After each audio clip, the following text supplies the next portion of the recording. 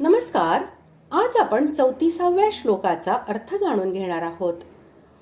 तिसऱ्या श्लोकामध्ये ज्या 6 गोष्टी सांगण्याचा भगवंतांनी संकेत केला होता त्यांचे वर्णन करून आता या अध्यायामध्ये वर्णन केलेला संपूर्ण उपदेश हा चांगल्या प्रकारे जाणण्याचे फल हे परब्रह्म परमात्म्याची प्राप्ती असल्याचे सांगत भगवंत या अध्यायाचा उपसंहार करीत आहेत. श्लोक 34. क्षेत्र क्षेत्रज्ञयोरेव मंतरै ज्ञानचक्षुषा भूत प्रकृती मोक्षै च ये विदुर्यान्ति ते परम. श्लोकाचा अर्थ अशा प्रकारे क्षेत्र व क्षेत्रज्ञ यातील भेद तसेच कार्यासह प्रकृतीपासून मुक्त होण्याचा मार्ग ज्ञानदृष्टीने जे पुरुष तत्वतः जाणतात ते महात्मे परब्रह्म परमात्म्याला प्राप्त होतात.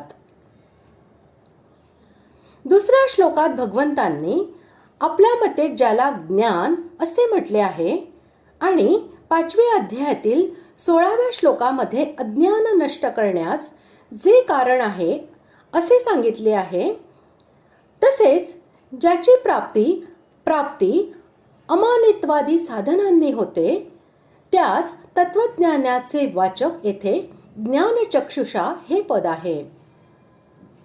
त्या ज्ञानाने चांगल्या प्रकारे असे समजणे की महाभूतादी 24 तत्वांच्या समुदाय रूपी समष्टी शरीराचे नाव क्षेत्र असे आहे. ते जाणता येण्यासारखे परिवर्तनशील, विनाशी, विकारी, जड, परिणामी आणि अनित्य असे आहे. तसेच क्षेत्रज्ञ हा त्याचा ज्ञाता, चेतन, निर्विकार, अकर्ता, नित्य, अविनाशी, असंग, शुद्ध, ज्ञानस्वरूप आणि एक असा आहे. अशा प्रकारे दोन्हींमध्ये वेगळेपणा असल्यामुळे क्षेत्रज्ञ हा क्षेत्रापासून सर्वथा भिन्न आहे. क्षेत्राबरोबर त्याची जी एकता वाटते ती अज्ञानमूलक आहे. वास्तविक क्षेत्रज्ञाचा त्याच्याशी काहीही संबंध नाही. हे जाणणे म्हणजेच ज्ञानचक्षुने क्षेत्र आणि क्षेत्रज्ञ यांचा भेद जाणणे होय. येथे भूत शब्द प्रकृतीचे कार्यरूप असलेल्या संपूर्ण दृश्य वर्गाचा आणि प्रकृती हा शब्द त्याच्या कारणाचा वाचक आहे. म्हणून कार्यासह प्रकृतीपासून पूर्णपणे मुक्त होणे म्हणजेच भूत प्रकृती मोक्ष होय. तसेच वरील प्रकारे क्षेत्र व क्षेत्रज्ञ यांचा भेद जाणण्याबरोबरच क्षेत्रज्ञाने प्रकृतीपासून वेगळे होऊन आपल्या वास्तविक परमात्मा स्वरूपामध्ये अभिन्न भावाने प्रतिष्ठित होणे म्हणजेच कार्यासहित प्रकृतीपासून मुक्त होणे हे जाणणे होय.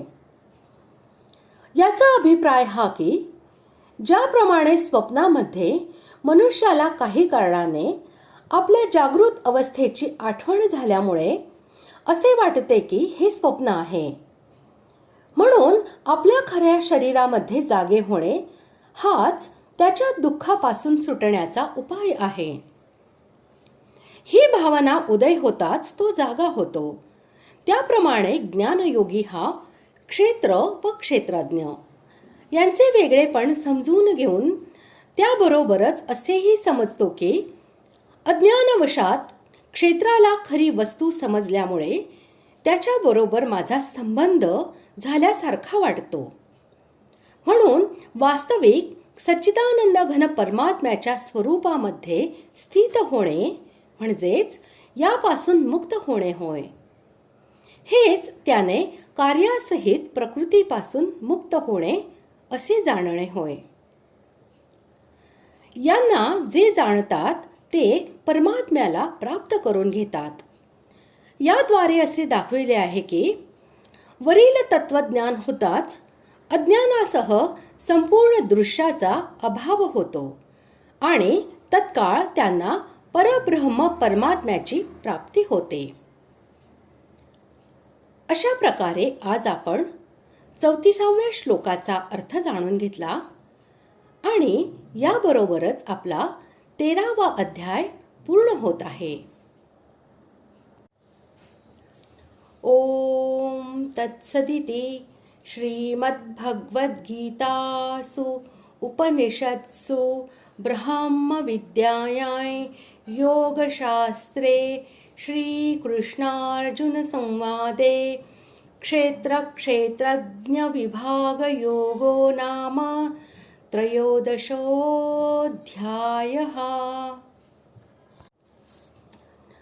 अशा प्रकारे ओम तत्सत ह्या भगवन्नामोच्चारणपूर्वक ब्रह्मविद्या व योगशास्त्रमय श्रीमद्भगवद्गीतोपनिषदरूपी श्रीकृष्णार्जुन संवादात क्षेत्रक्षेत्रज्ञ विभाग योग नावाचा 13वा अध्याय पूर्ण झाला.